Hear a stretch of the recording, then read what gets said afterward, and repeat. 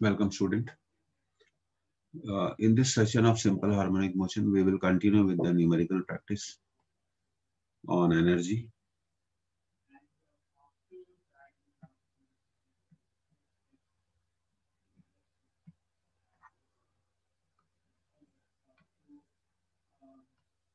So, let's do the first question of this session. Question number 1. It's a very good question.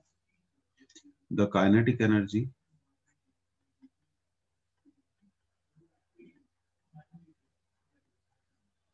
of a particle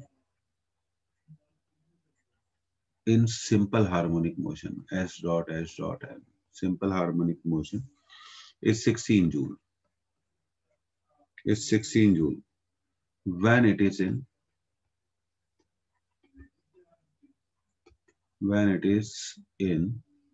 equilibrium position.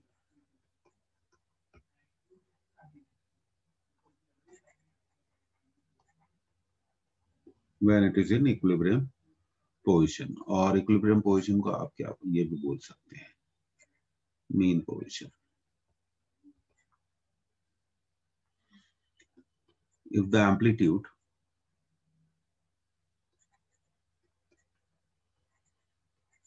of the particle is, amplitude दिया हुआ है 25 centimeter.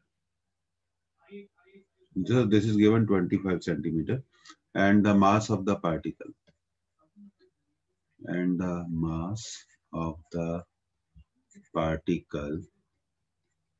is, mass दिया हुआ है 5.12 kg.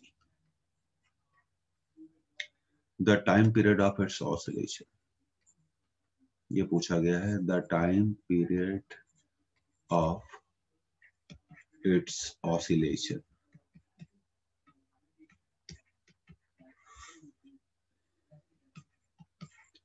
तो 20 pi second. Second answer is 5 pi. Third answer is pi by 5. Fourth answer is 2 pi.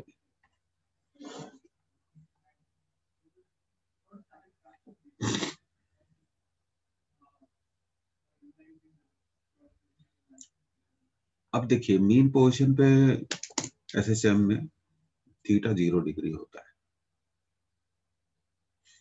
और हमें kinetic energy, जो बॉडी की टोटल एनर्जी होती है वो काइनेटिक एनर्जी के इक्वल होती है. ये बहुत बेसिक फैक्ट्स है, ये आप किताबों से पढ़ेंगे तो आपको पता चल जाएगा. और अब देखिए, अब हम इसको सॉल्व करते हैं and we can easily solve it. तो देखिए, we are moving to the next slide. अब देखिए, kinetic energy is E cos square theta. कितनी होगी? E cos square theta. इसमें तो कोई डाउट ही नहीं है. अब मेन पोजीशन पे थीटा क्या हो जाएगा? 0 डिग्री. तो 16 equal to E cos square 0, और cos 0 1 होता है, तो 16 इक्वल टू E. तो टोटल एनर्जी हमारी कितनी आ गई? टोटल एनर्जी हमारी आ गई 16. अब टोटल एनर्जी का फॉर्मूला हम जानते हैं, half m omega square a square equal to 16. Omega को आप लिख सकते हैं. अब सबसे पहले देखिए, हम ओमेगा ही निकाल लेते हैं. ओमेगा को चलिए उसको लिख लेते हैं 2 पाई बाय टी. तो ये हो जाएगा 4 pi square by t square a square equal to 16. थोड़ा कैंसिल कर लेते हैं. तो टाइम पीरियड का जो स्क्वायर है वो हमारा आ जाएगा m a square pi square. तो टाइम पीरियड हो गया हमारा रूट एम ए पाई। अब आप वैल्यूज को क्या कर दीजिए, यहाँ पुट कर दीजिए। रूट एम 5.12, एम्पलीट्यूड आपको गिवन है 25 सेकेंड, 25 सेंटीमीटर। तो इसको तो हमें बदलना पड़ेगा मीटर में, और पाई आप जानते हैं 3.14। तो 5 का जो स्क्वायर रूट होता है, अब आपको इसको कैलकुलेट करना पड़ेगा student. Now you need to calculate this.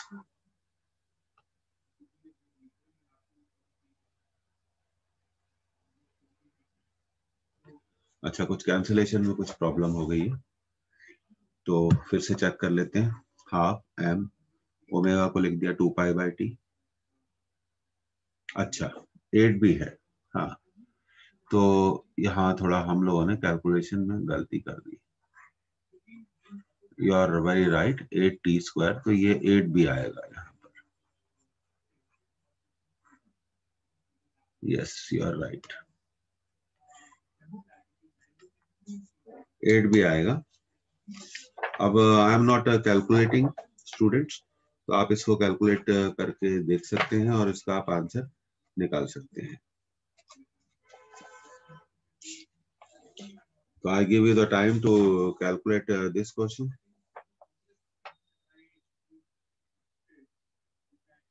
और पाई की वैल्यू अगर आप रखेंगे भी नहीं तो भी चल जाएगा।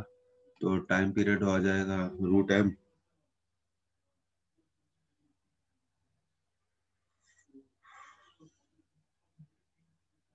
या t² ही निकाल लेते हैं। 5.12 kg 25/100 का square pi square upon what you call it 8। तो जब आप इसको सॉल्व करेंगे तो इसका जो करेक्ट आंसर आएगा π/5 आएगा। इसका आप करके देख लीजिए, इसका करेक्ट आंसर कितना आएगा, π/5। तो कैलकुलेशन की प्रैक्टिस करिए। अब देखिए अगले क्वेश्चन पे हम आते हैं। Again, I am telling you the purpose of all these classes is only one thing, that it should give the benefit to the student, and we should practice objective questions. हमें सिर्फ बातें नहीं करनी है, हमें कोई इंटरेस्ट और enjoy नहीं करना है, हमें सीरियसली क्या है इसमें इन्वॉल्व होना है और प्रैक्टिस सॉल्व करना है, क्वेश्चंस को सॉल्व करना है। ओके, तो आगे बढ़ते हैं। तो आज का सेकंड क्वेश्चन लेते हैं, बड़ा अच्छा क्वेश्चन है।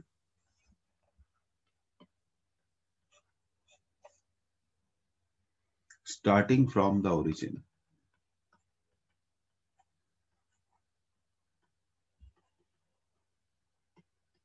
Starting from the origin, a body oscillates. A body oscillates simple harmonically. Simple harmonically.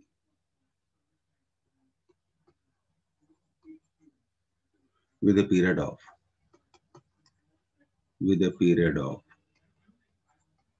2 seconds.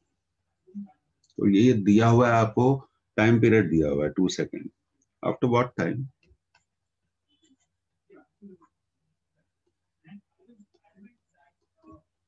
After what time will its kinetic energy, बहुत बढ़िया क्वेश्चन है, will its kinetic energy be 75% of total energy? 75% of total energy. 1/6 second, 1/4 second, 1/3 second, 1/12 second. तो this is a very good question. अब 75%, तो kinetic energy, अब हम इसको solve करते हैं students. kinetic energy is 75% of E. E is the total energy. अब E का 75% कैसे निकालेंगे? 75 into E divided by 100. So this will give us EK equal to 3E by 4. EK equal to 3E by 4. और EK होता है students, मैंने आपको बताया है, E cos square थीटा. आज की क्लास में हमने बताया था. तो E से E तो कैंसिल हो गया. तो अब क्या मिला हमें? cos square थीटा इज 3/4 मिल गया. तो cos थीटा कितना मिलेगा? √3/2. तो थीटा कितना होगा? 30 डिग्री. थीटा कितना होगा? 30 डिग्री. हमने फेज निकाल ली. हमने क्या कैलकुलेट कर लिया? फेज कैलकुलेट कर लिया. तो उम्मीद है आपको भी ये बात समझ में आ गई होगी कि हमने फेज को क्या कर लिया? कैलकुलेट कर लिया. अब तो मीन पोजीशन से स्टार्ट होता है. तो हमसे पूछा है कितने टाइम के बाद ये होगा. तो हम टाइम कैसे निकालेंगे? वो हमारा जो फेज और टाइम का रिलेशनशिप है हम उसको यूज कर लेंगे. तो पहले आप इसे नोट करिए.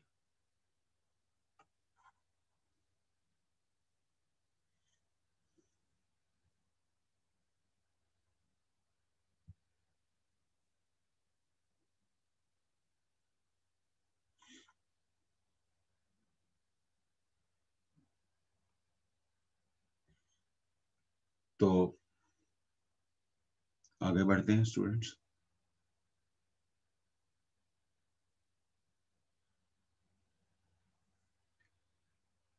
थ्री 360 डिग्री में हमें कितना टाइम लगता है? t second. याद करिए 1 डिग्री का टाइम क्या होगा? t/360 second. और अभी हमने मीन पोजीशन से कहां पर आना है? 30 डिग्री पर. क्योंकि 30 हमें पता चल गया कि 30 डिग्री पर काइनेटिक एनर्जी 75% होगी. तो हम इसको मल्टीप्लाई कर लेंगे 360. तो ये हो गया t/12 सेकेंड. अब हम t की वैल्यू रख देंगे 2/12. कैंसिल कर देगा.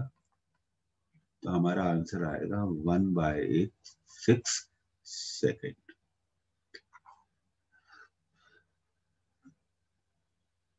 ये आंसर आपको बिल्कुल क्लियर होना चाहिए.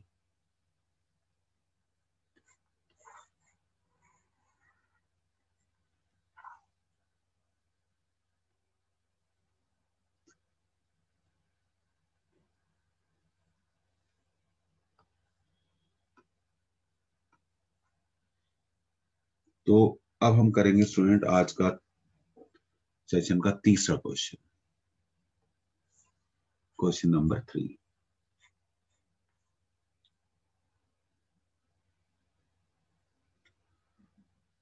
When the kinetic energy of particle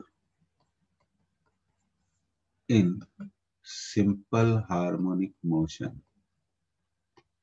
is 1/3, 1/3 of the potential energy.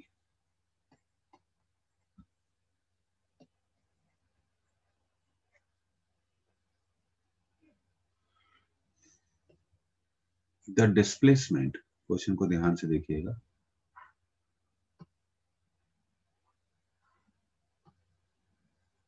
The displacement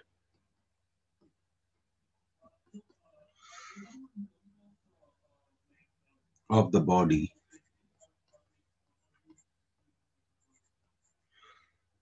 is X% of its amplitude.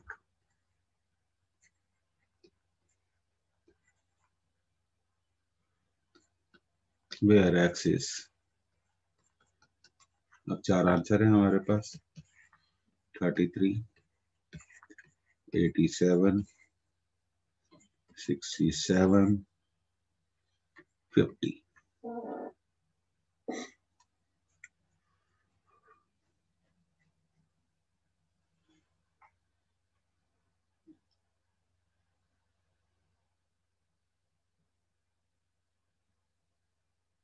अब देखिए, इसको करने के बहुत सारे मेथड्स हो सकते हैं। हम एक बहुत सिंपल अप्रोच वाला मेथड यूज करेंगे।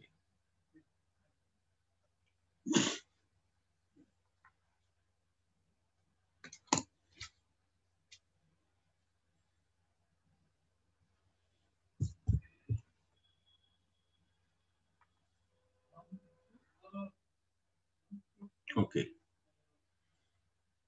तो हमें कहा गया है कि काइनेटिक एनर्जी जो है वो 1/3 ऑफ पोटेंशियल एनर्जी है। तो हम जो बेसिक फॉर्मूला है वो यूज कर लेते हैं। पोटेंशियल एनर्जी का बेसिक फॉर्मूला 12m⍵²y²। एक मिनट, यहाँ पे हमने एक गलती करी है, हम उसको रिमूव करेंगे। 1/3 इंटू था, है ना, 12m⍵²y²। अब बिल्कुल ठीक है। अब आप देखिए, ये कुछ कैंसिल हो रहा है, ये तो कैंसिल हो गए टर्म, और ये 1/2 भी क्या होगा, कैंसिल हो जाएगा।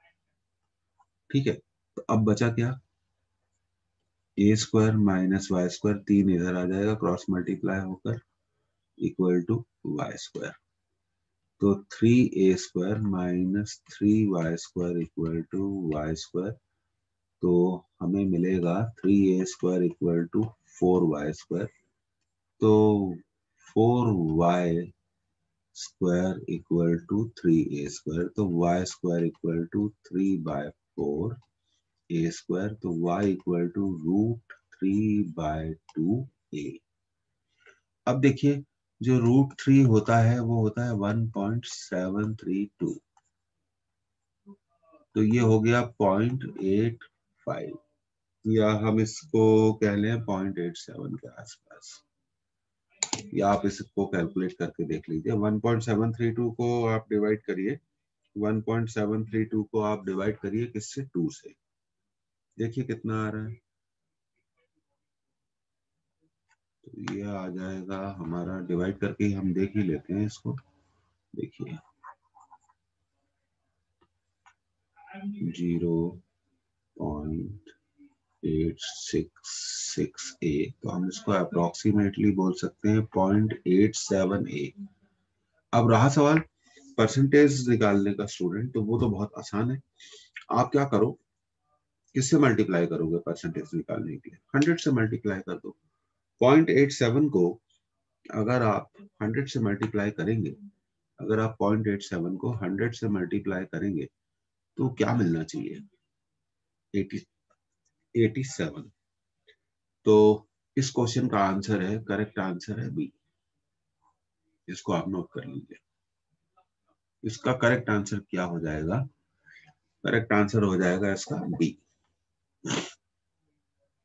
बात समझ में आ गई ना, 0.87 आया, 0.87 को किससे मल्टीप्लाई कर लो, 100 से, तो 87 आ जाएगा। तो 87% ऑफ द एम्पलीट्यूड जब होगा तब ऐसी स्थिति बनेगी, ऐसी कंडीशंस बनेगी। तो अब इसको क्लियर करना है, और अब तक हमने कुछ अच्छे क्वेश्चन करे। अब हम अगले क्वेश्चन पे आ रहे हैं student. Question number 4, most important.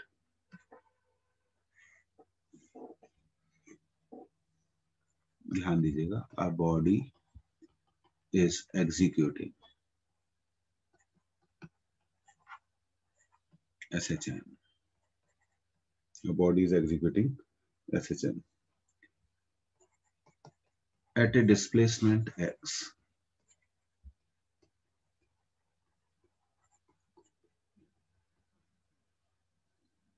Its potential energy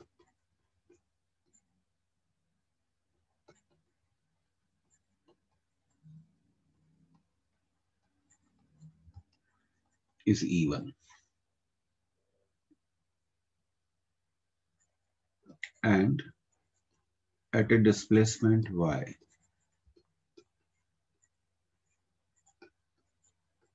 its potential energy is। बहुत बढ़िया क्वेश्चन है। Potential energy is E2।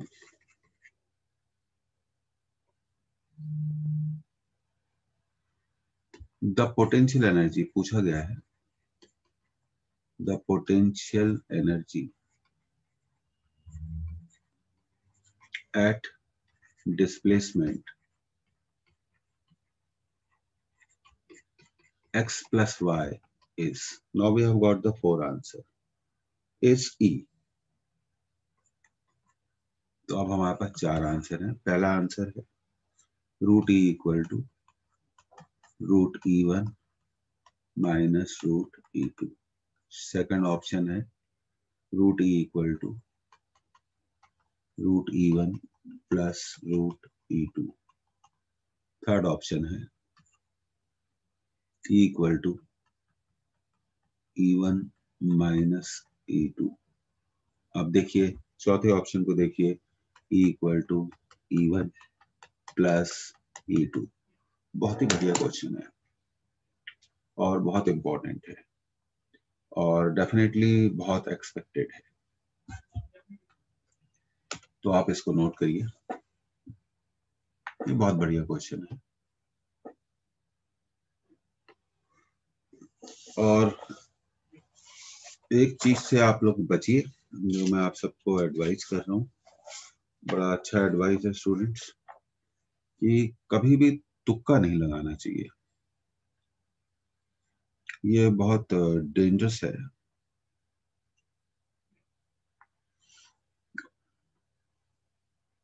पहली बात तो ये क्वेश्चन इतनी जल्दी सॉल्व हो ही नहीं सकता है, ये आपको क्लियर कर दें। तो चलिए अब हम इसको सॉल्व करेंगे अगली स्लाइड में। तो देखिए इसका सॉल्यूशन देखिए, देखिए पोटेंशियल एनर्जी है हाफ m ओमेगा स्क्वायर। अगर आपको इसका फॉर्मूला मालूम है पोटेंशियल एनर्जी का, half m omega square x square. अब देखिए हम क्या करते हैं, देखिए सब एक मिनट, सबसे पहले क्या करेंगे, हम पोटेंशियल एनर्जी के फॉर्मूले के बारे में ही बात कर लेते हैं। तो ये वाई स्क्वायर हो गया। अब देखिए अब m ओमेगा स्क्वायर को एक कांस्टेंट है तो हम लिख सकते हैं E इक्वल टू हाफ के वाई स्क्वायर। अब हमें दिया हुआ है कि पोटेंशियल एनर्जी E1 है जब डिस्प्लेसमेंट कितना है एक्स स्क्वायर, ठीक है।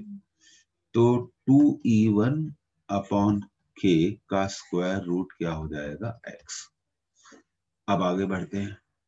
अब हमें कहा गया है कि पोटेंशियल एनर्जी E2 है जब डिस्प्लेसमेंट कितना है y है, तो 2E2 bye k root y आ गया।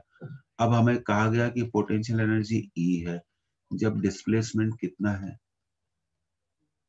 x प्लस y का होल स्क्वायर, तो 2E by k root is x plus Y. कोई डाउट ही नहीं है। पर x प्लस वाई को आप क्या लिख सकते हैं, x प्लस वाई को आप क्या लिख सकते हैं 2E1 बाय एक्स, और इसको क्या लिख सकते हैं 2E2 bye 2E1 bye x नहीं के, है ना। 2E1 बाय हम क्या लिख सकते हैं इसको के लिख सकते हैं, इसको के लिख सकते हैं, तो सब कट जाएगा। तो देखिए हमारा आंसर आ जाएगा root E equal to root E1 plus root E2। Tough question है लेकिन इंपॉर्टेंट है, एक्सपेक्टेड है।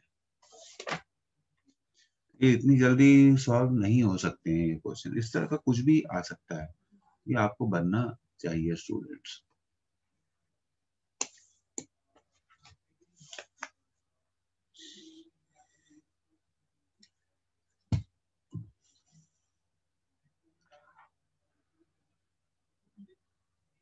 तो ये बहुत इंपॉर्टेंट क्वेश्चन है,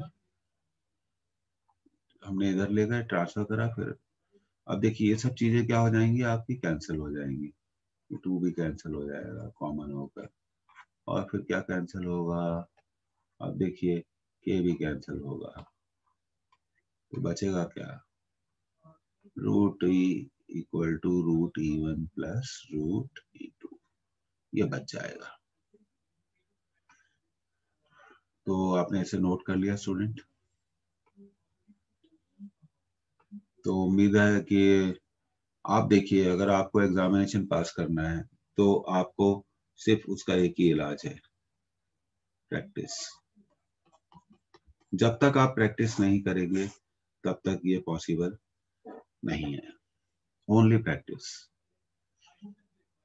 और कम प्रैक्टिस करेंगे तो चांसेस नहीं बनेंगे।